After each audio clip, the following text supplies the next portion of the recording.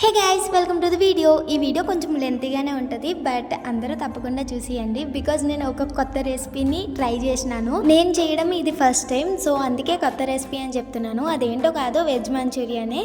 దేంతో చేస్తారో ఎవరికి చెప్పనవసరం లేదు, తెలిసిందే క్యాబేజ్తో చేస్తారు. బట్ దాంట్లో నేను క్యారెట్ కూడా మిక్స్ చేసిన. ఆ తర్వాత కొంచెం కార్న్ఫ్లవర్, కోడి మసాలా, కారం, పసుపు, ఉప్పు ఇవి అందరికీ తెలిసినవే కదా, ఖచ్చితంగా వేయాలి. ఆ తర్వాత ఇవన్నీ కలిపి మిక్స్ చేసేసుకున్నాం. మనం చపాతీ పిండి కలుపుకున్నప్పుడు స్ట్రక్చర్ ఎలా అయితే వస్తుందో అలా వస్తుంది ఇది. అప్పుడు చిన్న చిన్న బాల్స్ కింద చేసుకోవడమే. వాటిని ఫ్రై చేసేస్తున్నా. ఫ్రై చేస్తున్నప్పుడు మా అన్న వెనకతలు వచ్చి చాలా కామెడీ చేస్తున్నాడు. ఏం చేస్తున్నావు, నీకు వచ్చా అసలు అని చెప్పేసి. వాడు నన్ను ఎన్నంటున్నా నేను పట్టించుకోవట్లేదు, బికాస్ నా వంట ప్రయోగంలో నేనున్నా. అట్లీస్ట్ ఏం చేయాలో కూడా నేను ఎవరిని అడగలేదు, నా సొంతంగా నేను చేసేస్తున్నాను.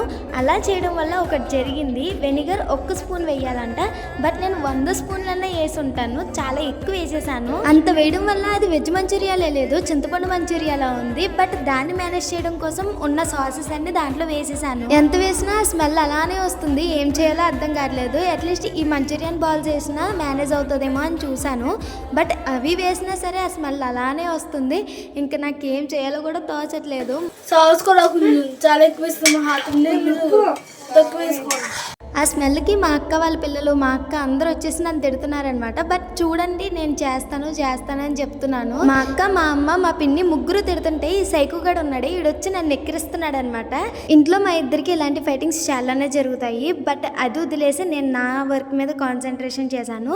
బట్ మా అక్క వాళ్ళు వచ్చి తిడుతూనే ఉన్నారు నన్ను. ఐ డోంట్ నో, సాసెస్ కూడా అంతంత ఎక్కువ వేయకూడదంట, బట్ నేనేమో ఎక్కువ వేసేసాను. తింటే ఇదంతా వేసేసాగా, అదే కదా డబ్బా వేస్తుందిరా.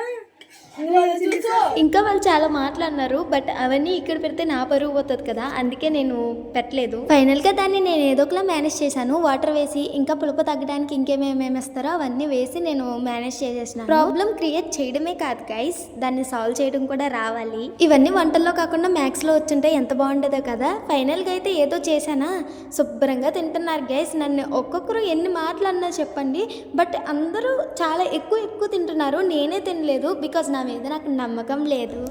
ఈ రోజుకి అయితే ఇంతే గైస్, బాయ్.